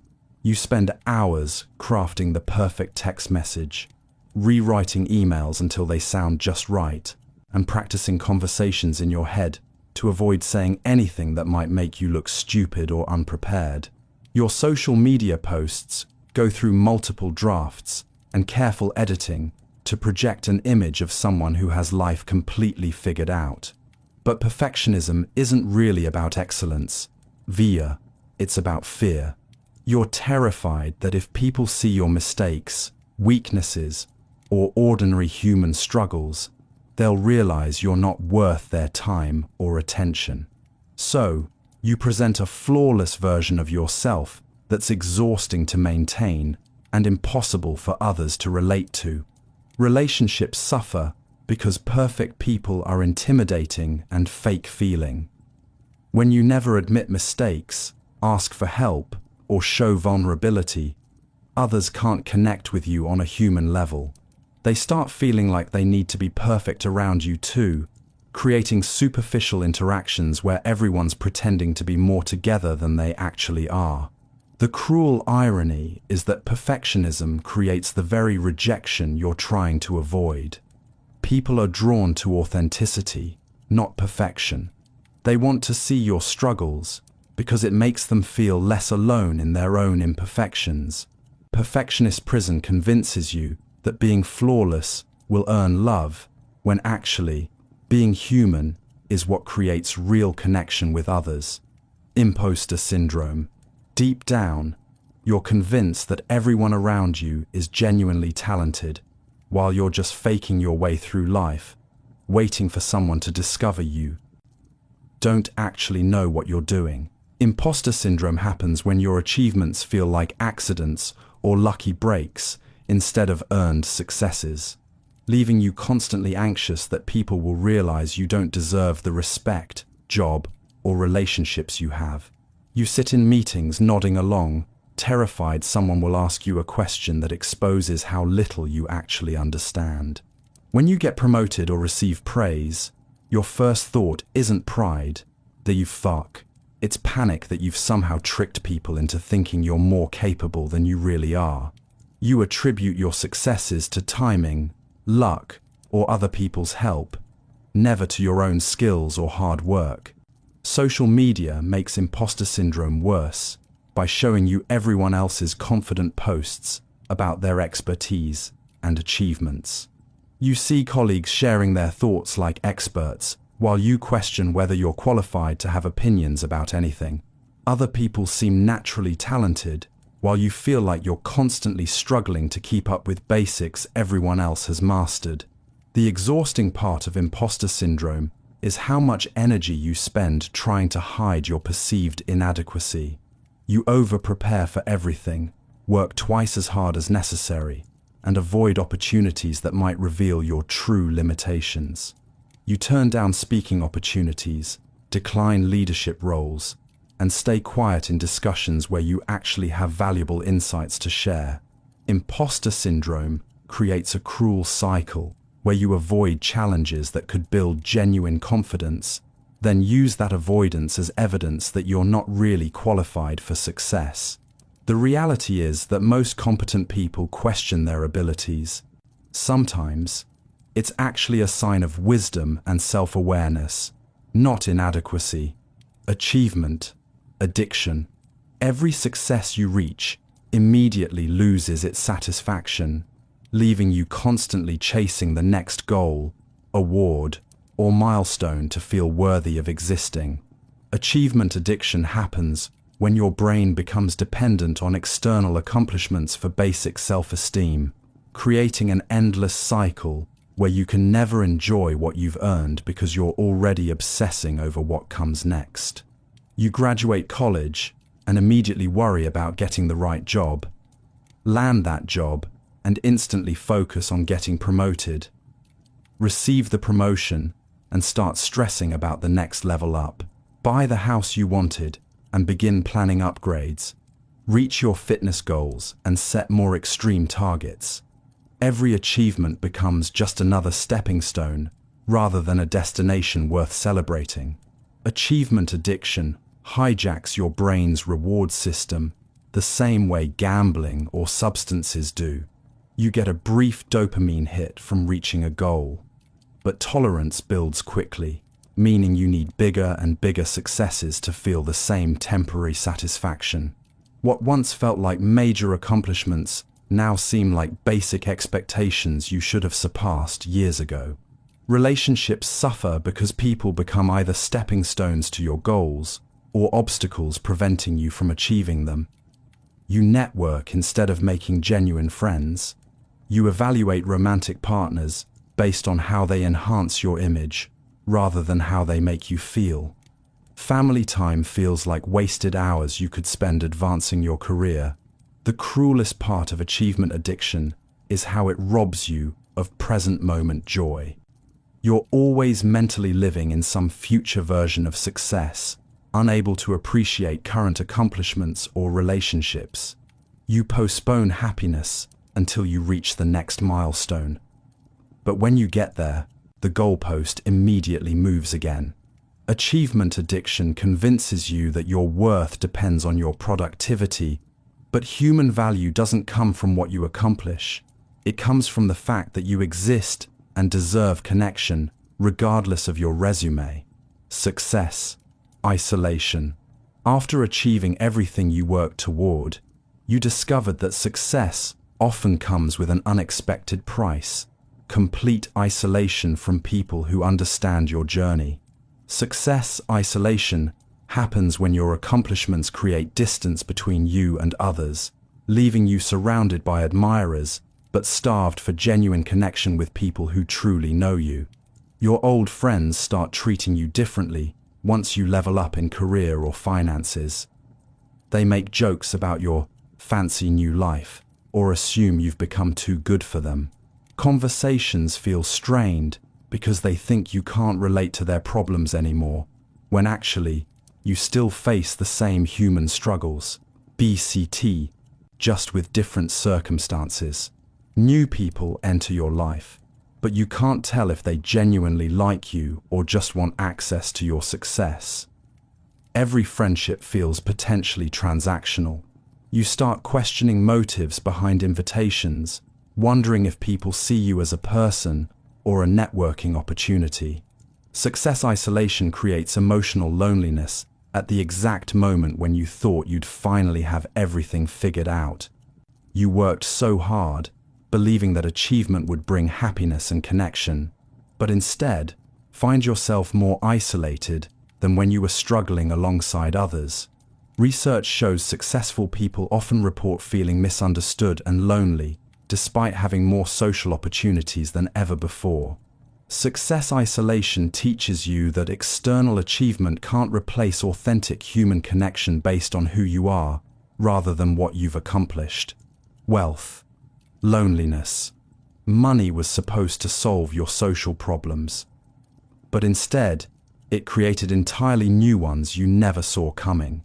Wealth, loneliness happens when financial success builds invisible walls between you and genuine human connection, leaving you surrounded by people who see dollar signs instead of the real person behind them. Having money changes every relationship in ways nobody warns you about. Old friends start acting weird around you, making comments about your expensive taste, or joking that you're too fancy for them now. They decline invitations to restaurants you suggest because they assume you only want to go somewhere they can't afford. Family dynamics shift in uncomfortable ways. Relatives who barely called before suddenly remember your birthday and start sharing their financial problems during every conversation. You become the family ATM rather than a person they genuinely want to spend time with. Dating becomes a minefield of figuring out who's attracted to you versus your lifestyle. Every romantic interest gets filtered through the exhausting question, would they still want me if I worked at a coffee shop? You start downplaying your success just to see if people will stick around. New friendships feel transactional. People seem more excited about your vacation photos than your actual personality. They want to know about your car, your house, your job title, but rarely ask about your hopes, fears, or what keeps you up at night. Wealth, loneliness, creates the cruel irony where you can afford amazing experiences but struggle to find people who want to share them for the right reasons. Status, anxiety. Every social interaction becomes a competition you're secretly losing. Status anxiety happens when you constantly measure your position in invisible hierarchies. Visible, comparing your job title, income, relationship status, and lifestyle achievements to everyone around you, creating exhausting mental scorekeeping that turns potential friendships into threatening comparisons. Your brain automatically ranks people the moment you meet them. Are they more successful than you? Do they have a better apartment, nicer clothes, more impressive career? You can't simply enjoy conversations because you're busy calculating where you stand in relation to everyone else's achievements. Social media transforms status anxiety into a 24/7 torture device. LinkedIn shows colleagues getting promoted while you feel stuck. Instagram reveals friends buying houses while you're still renting. Facebook displays wedding announcements while you're single. Every platform becomes evidence that others are winning the life game while you're falling behind. Status anxiety makes you perform success rather than pursue genuine interests. You buy expensive items you can't afford to signal wealth. You name-drop connections to seem important.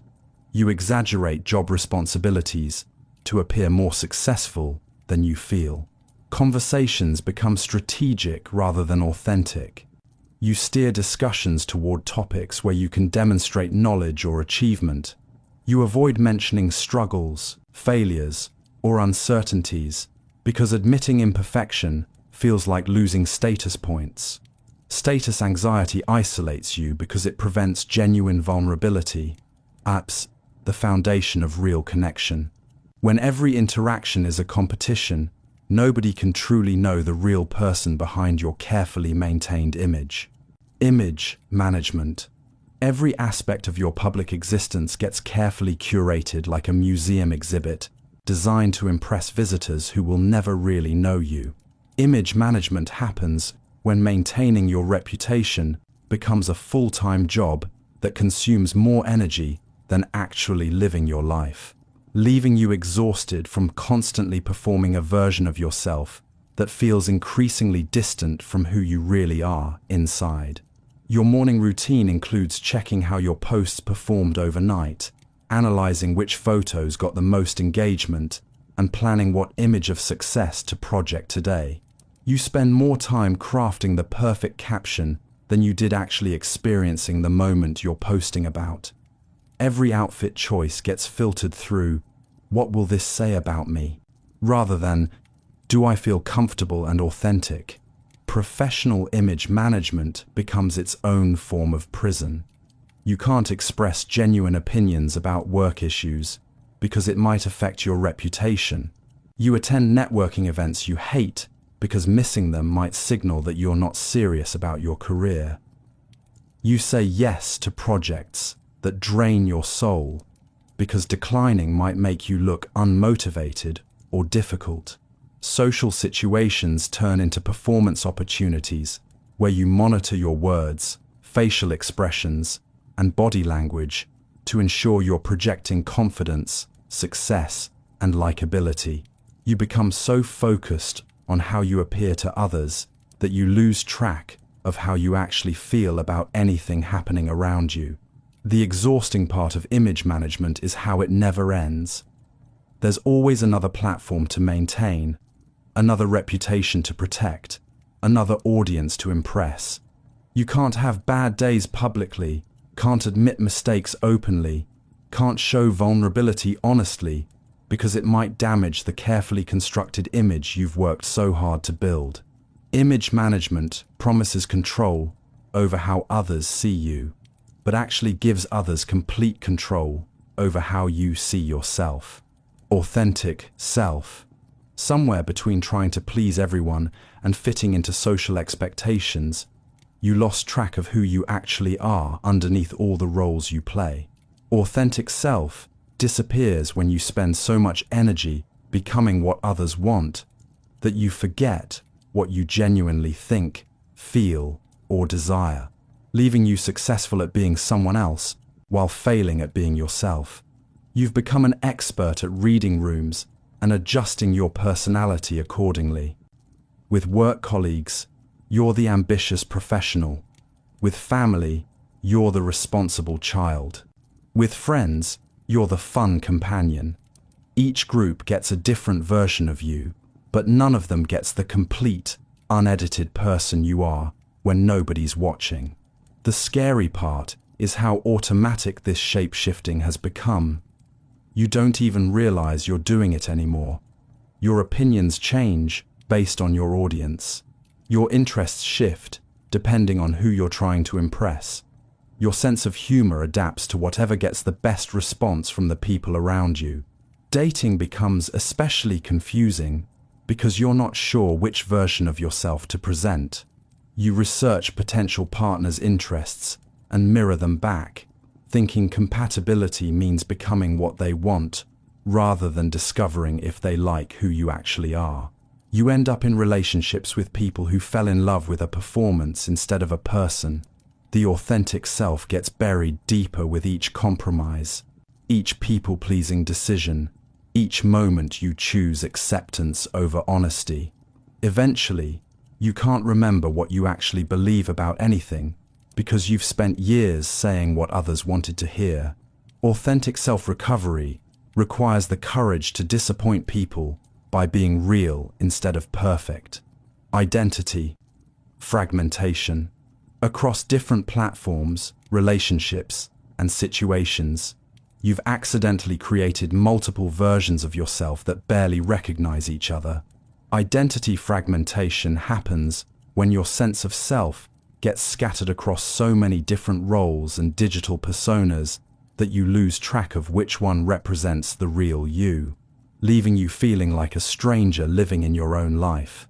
You have your LinkedIn professional self who's ambitious and polished, your Instagram self who's adventurous and photogenic, your family self who's responsible and dependable, your dating app self who's witty and available, your work self who's collaborative and efficient. Each version feels genuine in its specific context, but they don't add up to a coherent person you recognize. Social media accelerates identity fragmentation by encouraging you to optimize different aspects of yourself for different audiences.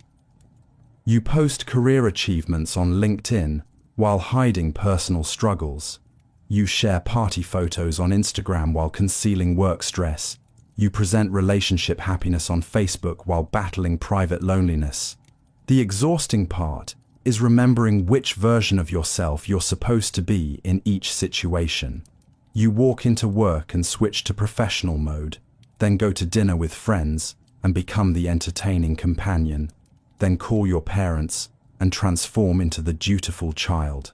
By the end of the day, you're not sure which performance was closest to your actual personality.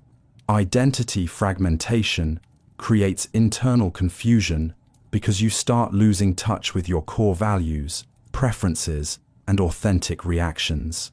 When everything becomes contextual and audience-dependent, you can't identify what remains consistent across all situations. Identity fragmentation makes you feel like you're living multiple separate lives instead of one integrated existence where all parts of you can coexist honestly. Role confusion between being a professional, friend, family member, romantic partner, and individual human being. You've lost track of where one role ends and another begins. Role confusion happens when the different parts of your identity start bleeding into each other in unhealthy ways, leaving you unsure of how to act authentically in any situation, because every context demands a different version of who you're supposed to be. You bring work stress into romantic relationships, turning date nights into venting sessions about your boss. You treat friends like therapy clients, constantly analyzing their problems instead of simply enjoying their company. You approach family gatherings with professional networking energy, missing the relaxed intimacy that makes family relationships special. Role confusion gets worse when boundaries between different life areas disappear completely. You check work emails during family dinners because the professional role feels more important than being present with loved ones. You give dating advice to colleagues because the helper role has taken over your professional identity. You turn every conversation into a performance because you can't remember how to just be a regular person having a normal interaction. Social media amplifies role confusion by flattening all your identities into one public persona. Your professional contacts see your personal opinions. Your family views your work achievements. Your friends witness your romantic ups and downs. Everything gets mixed together in ways that would never happen naturally, creating pressure to present a version of yourself that works for everyone, which usually means it doesn't really work for anyone. The exhausting part of role confusion is never feeling like you can fully relax into any single identity. You're always monitoring whether you're being too professional with friends, too casual at work, or too emotional with family. Role confusion makes every social situation feel like guesswork instead of natural human interaction. Boundary dissolution between your work life and personal time, between your online presence and real identity, between your needs and others' demands. All the healthy lines that once protected your well-being have completely disappeared. Boundary dissolution happens when modern life erases the natural separations that allow you to be different people in different contexts, leaving you emotionally exhausted because you can never escape any role or find space to simply exist as yourself. Your boss texts you at 9 p.m., expecting immediate responses because we're all connected now. Your family sees your work stress through social media posts. Your friends know intimate details about your romantic relationships because privacy doesn't exist anymore. Every aspect of your life bleeds into every other aspect, creating constant emotional noise with no quiet spaces for recovery. Work boundaries disappeared first. Your laptop follows you home, your phone buzzes with urgent emails during vacation, and saying no to extra projects makes you seem uncommitted rather than human. You're always partially at work, even when you're supposed to be relaxing or connecting with loved ones. Personal boundaries dissolved through social media oversharing. You know too much about acquaintances' private lives, and they know too much about yours. Everyone becomes emotionally invested in everyone else's drama, creating a web of unnecessary stress and involvement in situations that don't actually concern you. Boundary dissolution creates chronic overwhelm because you can never fully focus on one thing without being pulled into another. Your attention gets scattered across multiple demands, relationships, and responsibilities that never pause or take turns, requiring your energy. Without clear boundaries, you lose the ability to say no, rest completely, or protect the mental space necessary for authentic self-reflection and genuine connection. Overstimulation. All around you, every moment of every day, your senses get bombarded with more information than any human brain was designed to process. Overstimulation happens when modern life floods your nervous system with constant input, sounds, lights, notifications, conversations, images, and demands, leaving you mentally exhausted, yet unable to find the peace and quiet, and your mind desperately needs to function properly. Your typical day starts with an alarm that jolts you awake, followed immediately by checking your phone for notifications that accumulated overnight. Within minutes, you're processing dozens of messages, news updates, social media posts, and emails before you've even gotten out of bed. Your brain switches from sleep mode to hyperactive processing mode with no transition period. Throughout the day, the assault continues. Open office environments fill your ears with constant chatter, phone calls, and keyboard clicking.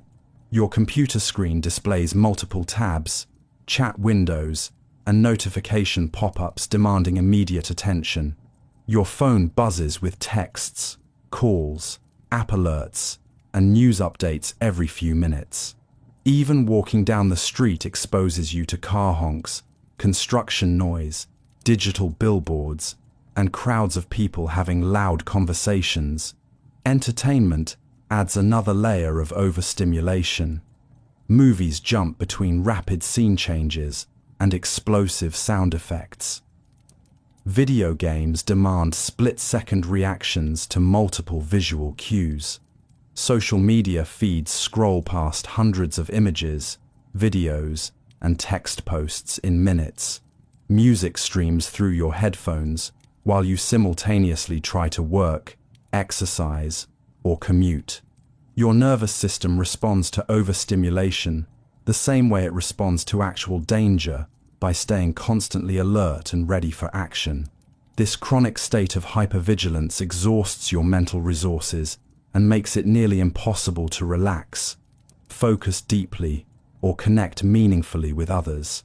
Overstimulation creates the paradox, where you feel simultaneously bored and overwhelmed, craving both excitement and peace, but unable to find either one. Sensory overload. Around every corner of modern life waits another assault on your nervous system that leaves you feeling drained without understanding why. Sensory overload happens when your brain gets bombarded with more sights, sounds, and stimulation than it can process, creating a constant state of mental exhaustion that makes genuine human connection feel impossible because you're already maxed out just trying to function. Your typical grocery store trip now includes fluorescent lights buzzing overhead, dozens of conversations happening simultaneously, shopping cart wheels squeaking, checkout beepers going off, music playing through speakers, and your phone buzzing with notifications. Your ancestors dealt with maybe 5 sensory inputs at once. You're processing 50 without realizing it. Restaurants have become sensory nightmares.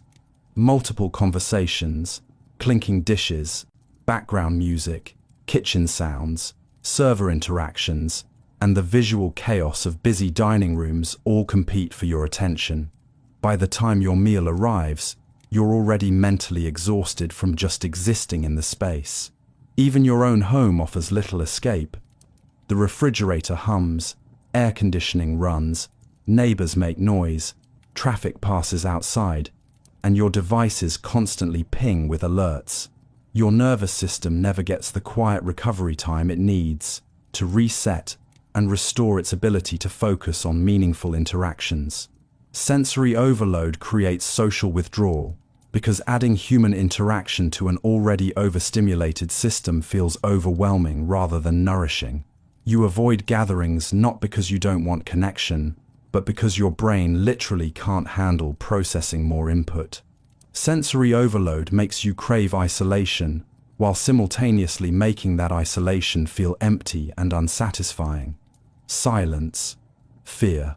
Without constant noise, music, podcasts, or digital chatter filling every quiet moment, you start feeling anxious and uncomfortable in ways that seem completely irrational. Silence fear happens when your brain becomes so dependent on external stimulation that being alone with your own thoughts feels terrifying, leaving you desperately filling every peaceful moment with distractions to avoid confronting whatever emotions or realizations might surface in the quiet. You can't drive anywhere without immediately turning on music, podcasts, or phone calls to friends. The moment you walk into your apartment, you grab the TV remote or put on background music before even taking off your shoes. Silence feels threatening rather than peaceful because it forces you to notice things you've been successfully avoiding: your stress, loneliness, dissatisfaction, or the nagging feeling that something important is missing from your life. Even short periods of quiet trigger immediate discomfort. Waiting in line without your phone feels unbearable. Walking without headphones makes you hyper-aware of your own thoughts and emotions. Taking a bath without entertainment seems pointless because you don't know what to do with the mental space that opens up. Silence fear often masks deeper anxiety about self-reflection. When external noise stops, internal voice starts. 60 year, and you might not like what you hear. Maybe you'll realize you're unhappy in your relationship, unfulfilled in your career, or generally drifting through life without clear purpose or direction. These realizations feel too big and scary to face, so you keep the volume turned up on everything else. Social situations become uncomfortable when natural conversation lulls occur. You immediately fill awkward pauses with questions, observations, or phone checking, rather than allowing comfortable silence to exist between you and others. Silence fear robs you of the mental clarity and emotional processing that only happens in quiet moments. Stillness, anxiety, movement has become your emotional safety blanket. Always doing something, going somewhere, or staying busy enough to avoid the uncomfortable feelings that surface when your body and mind finally stop moving. Stillness. Anxiety happens when being physically or mentally inactive triggers genuine panic because your nervous system has forgotten how to exist peacefully without constant motion, tasks, or external stimulation to distract you from your inner world. You can't sit still without immediately feeling restless, agitated, or anxious. Meditation feels impossible because your mind races with to-do lists, problems to solve, or worries about wasting time. Even relaxing activities like reading or taking baths become difficult because your body craves movement and your brain demands stimulation. Stillness anxiety shows up in how you handle waiting periods. Standing in line makes you fidgety and irritable. Sitting in waiting rooms without your phone feels torturous. Being a passenger in a car triggers the need to constantly check your phone, organize something, or engage the driver in conversation because just sitting quietly feels unbearable. Your schedule stays packed as a defense mechanism against stillness. You book every weekend, say yes to every invitation, and create endless projects to avoid having unstructured time where you might have to just be. The thought of a completely empty day with no plans triggers anxiety rather than excitement. Stillness, anxiety often masks fear of uncomfortable emotions or thoughts that surface when you stop moving.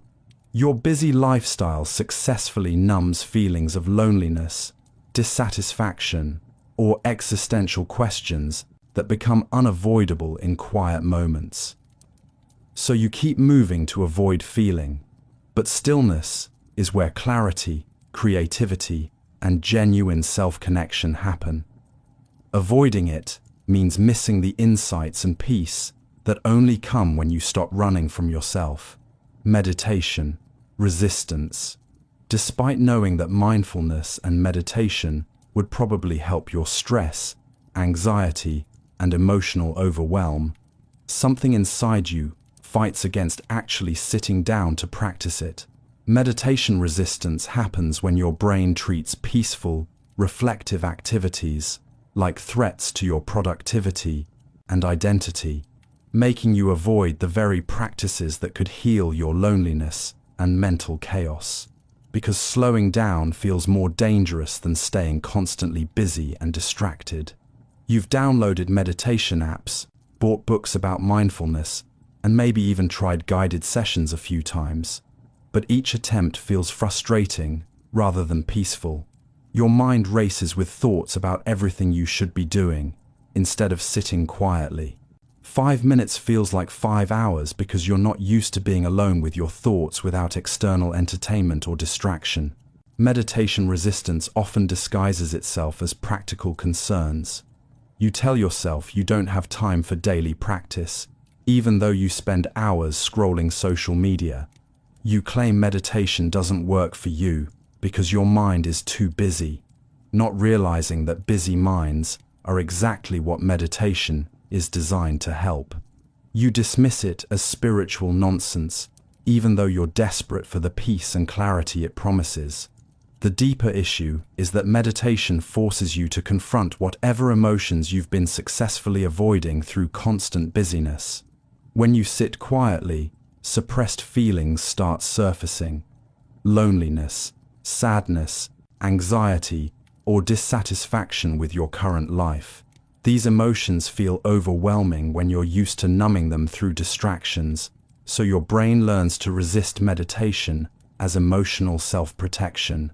Meditation resistance also comes from perfectionist thinking. You believe you need to completely clear your mind or achieve some special state of enlightenment for the practice to count. When normal human thoughts keep arising, you interpret this as failure rather than understanding that noticing thoughts is the practice. Meditation resistance keeps you trapped in cycles of mental chaos, when the solution sits, patiently waiting for you to simply show up. Sleep, procrastination. Even when your body screams for rest and your eyes burn with exhaustion, you find yourself staying awake, scrolling, watching, or doing anything except going to bed.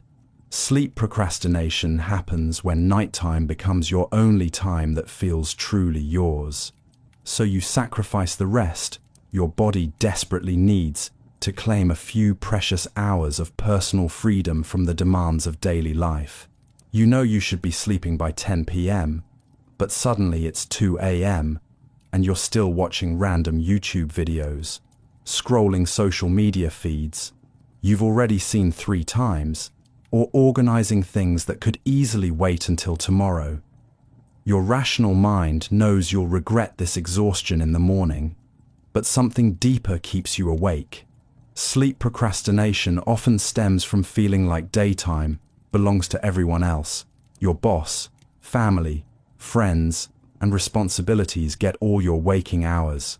Bedtime becomes the only moment when you can do whatever you want without anyone expecting anything from you. So you protect this freedom by staying awake, even when protection comes at the cost of your health and well-being. The ironic part is that sleep procrastination usually involves mindless activities that don't actually give you the satisfaction or personal fulfillment you're seeking. You're not staying awake to pursue meaningful hobbies or connect with loved ones. You're just avoiding the transition to sleep because it represents surrendering your only autonomous time. Sleep procrastination creates a cruel cycle where chronic exhaustion makes you less able to handle daily stresses, which makes you crave even more personal time at night, leading to even later bedtimes and deeper exhaustion. Your need for personal time is valid, but sacrificing sleep to get it ultimately makes everything harder. Dawn awareness. In those quiet moments between night and morning, when the world feels suspended and your defenses are down, brutal clarity about your life suddenly breaks through all the distractions and denial. Dawn awareness happens during those vulnerable transitions, a.m., falling asleep, waking up, or lying in bed at 3 a.m. Your mind stops running from reality long enough to see your loneliness, emptiness, and disconnection with devastating honesty. You're scrolling your phone in bed at 2 a.m., mindlessly consuming content to avoid thinking about your day. When suddenly, it hits you. This isn't living. You're surrounded by digital noise but starved for genuine human warmth. You have hundreds of online connections, but no one to call when you're scared or sad. You've been so busy managing your image and chasing achievements that you forgot to build a life worth living. Dawn awareness often arrives during those liminal moments when your psychological defenses weaken. You're too tired to maintain your usual optimistic outlook or productive mindset. The harsh reality of modern loneliness pierces through all your coping mechanisms, the busyness, the social media validation, the shopping, the endless entertainment consumption that normally keeps these feelings at bay. These moments of clarity feel both devastating and sacred. You see how you've been running from yourself, performing happiness instead of feeling it, collecting achievements instead of creating connections. You realize that despite having everything you thought would make you happy, something fundamental is missing: authentic human bonds, genuine purpose, and peace with who you are underneath all the roles you play. Dawn awareness can trigger panic because it forces you to confront how isolated you've become in a hyper-connected world, how empty success feels without people to share it with, and how exhausting it is to maintain all the masks you wear. But dawn awareness also offers hope, because recognizing the problem is the first step toward healing it.